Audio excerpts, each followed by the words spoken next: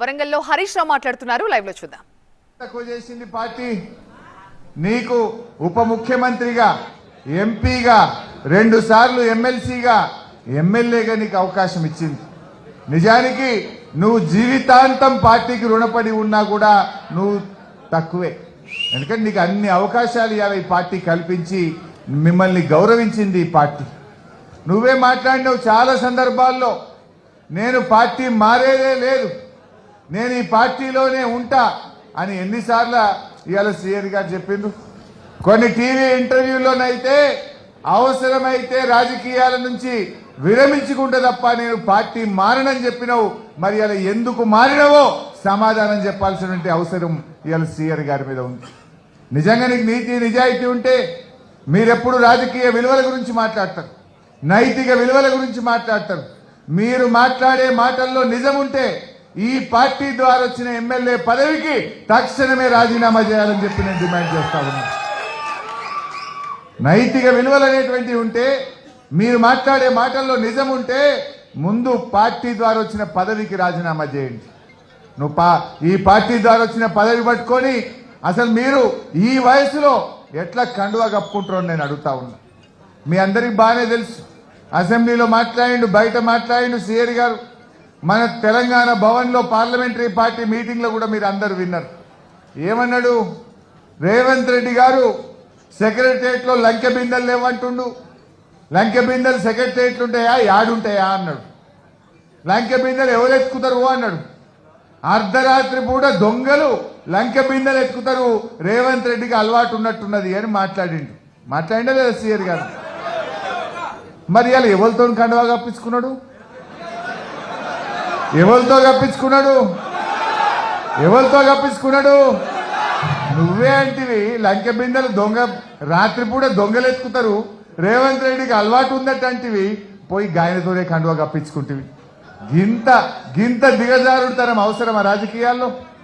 ఇంత విలువలు పోయి పదవులు అవసరమా ఒక మనిషికి? ఇవాళ దయచేసి ఆలోచించాల్సినటువంటి అవసరం ఉంది. సో ఏది ఏమైనా ఇందాక మా లలితమ్మ మంచి మాట చెప్పింది. కేసీఆర్ గారు తెలంగాణ ఉద్యమం ప్రారంభించినాడు, పట్టుమని 10 మంది లేరు. జయశంకర్ సార్ దీవెనతో ఆ రోజు కేసీఆర్ తెలంగాణ ఉద్యమాన్ని ప్రారంభించిండు, తెలంగాణ రాష్ట్రాన్ని సాధించిండు. ఈ రోజు కూడా మరి కేసీఆర్ గారి నాయకత్వంలో తప్పకుండా మళ్ళీ ఈ రాష్ట్రంలో అధికారంలోకి వచ్చేది బీఆర్ఎస్ ప్రభుత్వమే. చరిత్ర చూడండి, కాంగ్రెస్ పార్టీ ఈ దేశంలో 5 ఏళ్ల కంటే ఎక్కువ గవర్నమెంట్ రాదు. మన ఛత్తీస్గఢ్లో 5 ఏళ్లకు ప్రభుత్వం పోయింది, రాజస్థాన్లో 5 ఏళ్లకు ప్రభుత్వం పోయింది, హిమాచల్ ప్రదేశ్లో ఇలా 5 నెలలకే పడిపోయే పరిస్థితి. వాళ్ళ దాంట్లో వాళ్ళే కొమ్ములాడుకుంటున్నారు. ఈయననే అన్నాడు సీఆర్ గారు కూడా, ఏ కాంగ్రెస్ పార్టీని ఎవడో దించడు, వాళ్ళ దాంట్లో గ్రూపులు ఎక్కువ, వాళ్ళే అనుకుంటారు, అది పడిపోతుంది అన్నాడు. మరి నువ్వైనా ఇప్పుడు నువ్వు ఇంకో గ్రూప్ పెడతావా ఏంది? నువ్వు కూడా గ్రూప్ పెట్టి దాన్ని జల్ది తీస్తావా ఏమి? సో ఇట్లాంటి వ్యక్తుల పట్ల ఇవాళ మనం జాగ్రత్తగా ఉండాల్సిన అవసరం ఉంది. కార్యకర్తలకు మా దయన్న చెప్పినట్టు, వినయ్ చెప్పినట్టు దయచేసి మీరు ధైర్యంగా ఉండండి, ఎక్కడ అధైర్యపడాల్సిన అవసరం లేదు. ఇవాళ ఆ రోజు ఉద్యమంలో ఇదే వరంగల్ జిల్లాలో ఎంత అద్భుతమైన పోరాటాలు చేసినాం, ఎన్ని పోలీస్ కేసులు పెట్టినా ఆ రోజు భయపడినటువంటి ఉద్యమాల జిల్లా ఈ వరంగల్ జిల్లా. సో అందువల్ల మనం ఇలా చాలా మాట్లాడుతుండ్రు, కాంగ్రెస్ వాళ్ళు ఏం చేసిందని మాట్లాడుతుండ్రు. వరంగల్లో ఇలా అద్భుతమైన 1000 పడకల ఆసుపత్రి ఇవాళ ప్రారంభోత్సవానికి సిద్ధంగా ఉంది. 2000 పడకల ఆసుపత్రి, ఇవాళ సూపర్ స్పెషాలిటీ ఆసుపత్రి ఎవరు కట్టి? ఒక్క వరంగల్లో 5 మెడికల్ కాలేజ్ ఇచ్చింది మన కేసీఆర్ కాదా? ఇవాళ టెక్స్టైల్ పార్క్ అయితేనేమి ఎన్నో తీసుకొచ్చినాం వరంగల్, వెటర్నరీ యూనివర్సిటీని, ఎన్నో కాలేజీలను ఇలా వరంగల్కి ఇచ్చి వరంగల్ గౌరవాన్ని కేసీఆర్ గారు పెంచింది.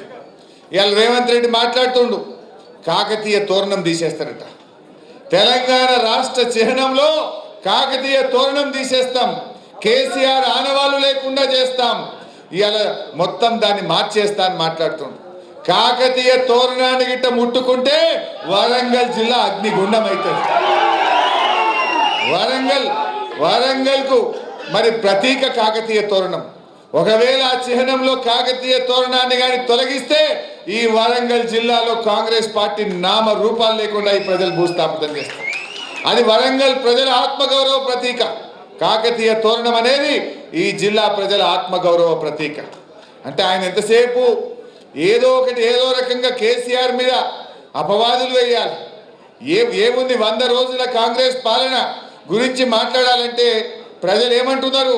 వీళ్ళేదో ఉద్ధరిస్తారనుకున్నాం కానీ ఉద్ధర మాటలు తప్ప ఉద్ధరించింది ఏమీ లేదు కాంగ్రెస్ గవర్నమెంట్. ఉత్తే లీక్ వార్తలు, ఫేక్ వార్తలు. పొద్దుగా లేస్తే టీవీ చూస్తే లీకులే, పేపర్ చూస్తే ఫేక్ వార్తలే. ఒక్కటన్నా నిజముందా? ఎన్ని చెప్పినారు మీరు?